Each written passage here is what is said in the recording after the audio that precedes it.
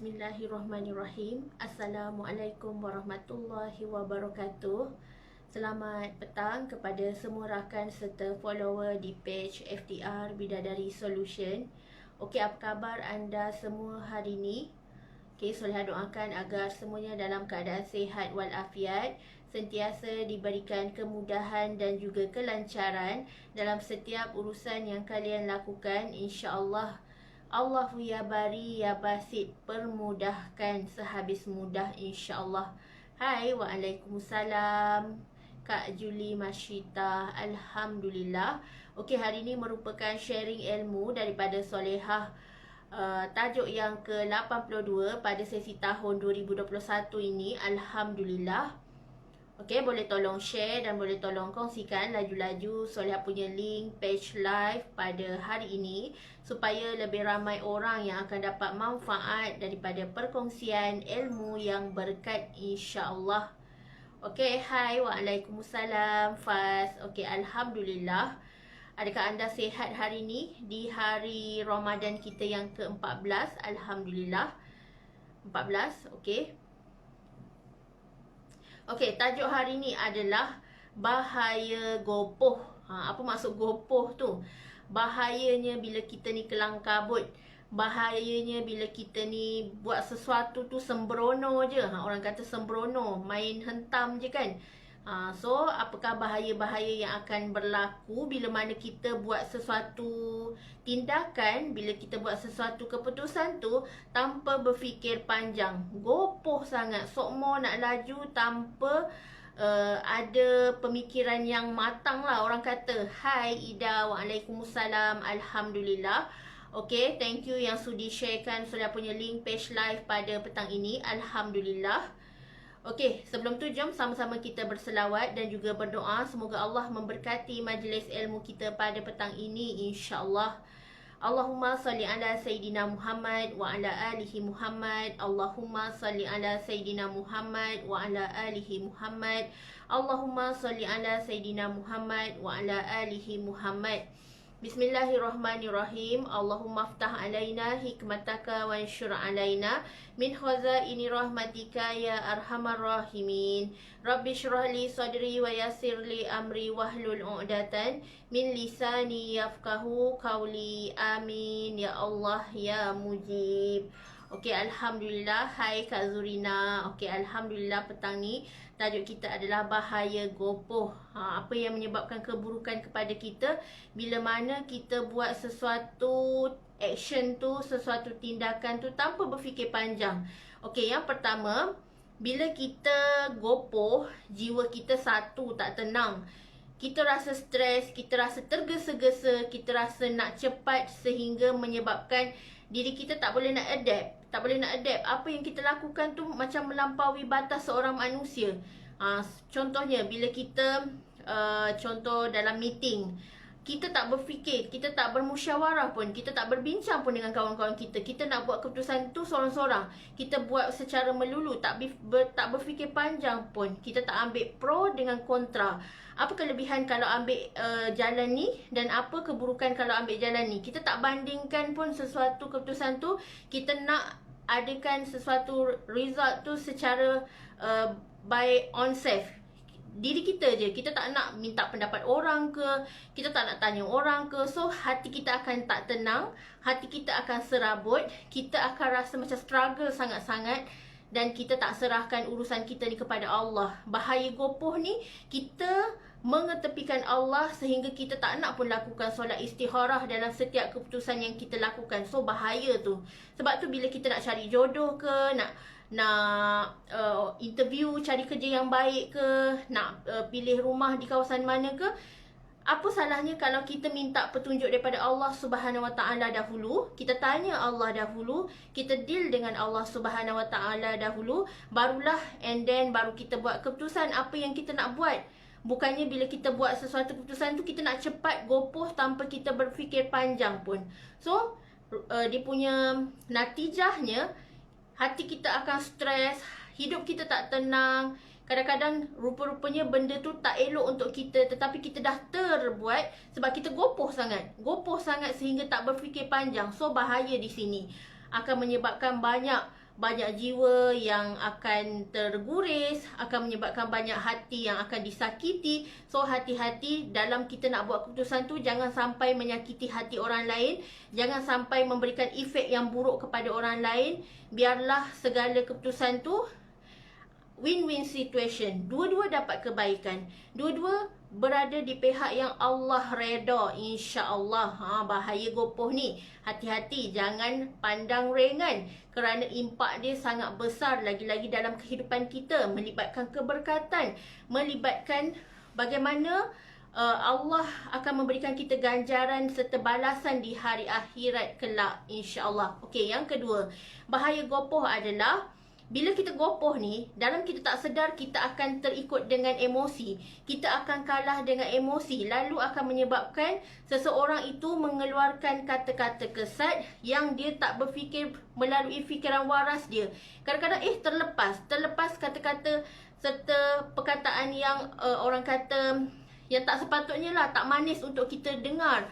Kadang-kadang terkeluar perkataan kadang-kadang terkeluar perkataan yang memang kita tak nak dengar. Islam larang kita cakap berkata-kata kesat, mengeluarkan kata-kata yang boleh menyakitkan hati orang. Kita nak samakan orang tu dengan binatang. So tak boleh macam tu.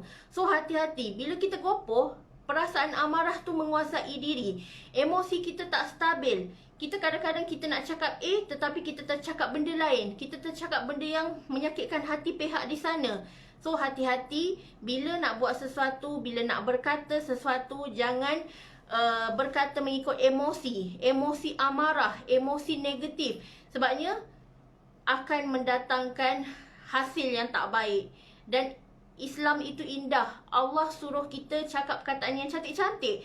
Allah suruh kita bersopan santun. Kita ada budaya kita, orang Melayu, bercakap dengan penuh rasa sopan santun, ada sikap penyayang, ada adab, ada akhlak dalam diri kita. Kita ketengahkan benda-benda kebaikan dan kita sorokkan segala yang negatif-negatif supaya kita tak mengeluarkan kata-kata yang orang kata tak eloklah didengari, tak sedaplah kita nak dengar.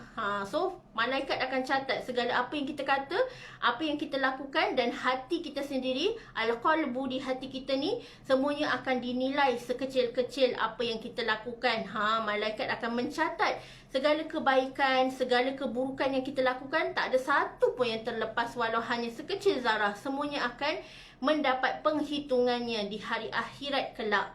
Okey, yang ketiga, antara bahaya gopoh adalah bila bahaya gopoh ni adalah kita dalam tak semena-mena kita tiba-tiba nak potong cakap orang. Kita tak ada rasa hormat dalam diri kita. Kita rasakan macam, lagi-lagi kalau orang tu lebih tua daripada kita, mana rasa hormat kita kepada orang yang lebih tua? Kita cakap, nak potong je cakap dia. Bila dia cakap bagi hujah, bila dia bagi pendapat, kita tak nak dengar pun. So, itu adalah akhlak yang tak baik. Rasulullah akhlaknya adalah Al-Quran. Rasulullah akhlaknya sangat-sangat terpuji. Rasulullah sentiasa bercakap benar. Rasulullah sentiasa jujur dalam percakapannya. So, jangan kita mencantas, jangan kita memotong cakap orang lain, sebab di situlah letaknya peribadi diri kita. Kalau kita bila nak bercakap, suka nak potong-potong cakap orang, suka nak menyampuk-nyampuk cakap orang. Lagi-lagi kalau anak kita kan, kita didik anak kita dari rumah, jangan menyampuk cakap orang tua. Selalu kan mak-mak kita pesan, janganlah menyampuk cakap orang tua. Bila orang tua sedang bersembang berdua, anak-anak dengarkan, ataupun anak-anak pergi mainlah tempat lain. Hal-hal orang tua tak perlulah kita nak ambil pot sangat. So dekat sini, itulah adab dan akhlak diri kita, di mana bila dalam tak sedar kita memotong cakap orang, akan menyakiti hati dia. Kita rasa macam kita je, pendapat kita je yang perlu orang ikut, sehingga kan pendapat orang lain semua kita reject. So tak boleh macam tu. Islam tu indah, Islam tu sukakan musyawarah, Islam tu sukakan perdamaian, di mana kita boleh ambil keputusan yang sangat-sangat elok dalam satu masa.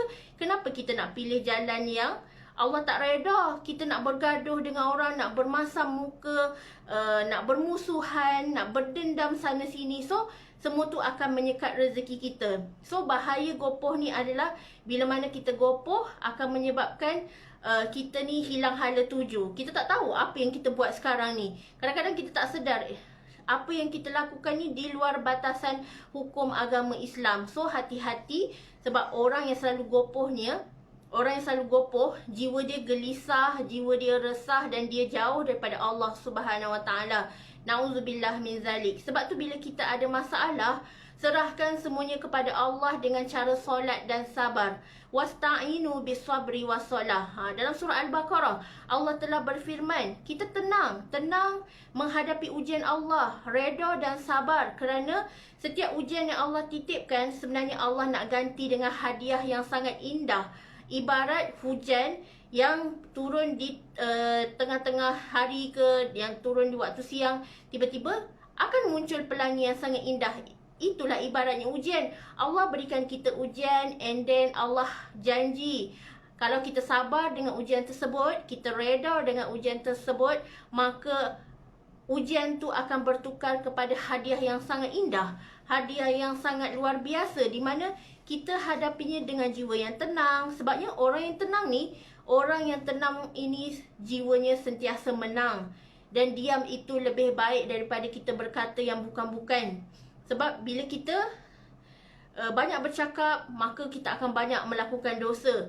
Kadang-kadang kita tak sedar tersebarkan aib orang, kadang-kadang kita tak sedar terfitnah orang, termengumpat orang, lalu berlakulah ribah, berlakulah orang kata yang menyakitkan hati orang, menyebabkan penyekatan rezeki Allah bagi ni. Mana barakah hidup kita kalau kita ni suka nak cari salah orang, kita suka nak sebarkan aib orang.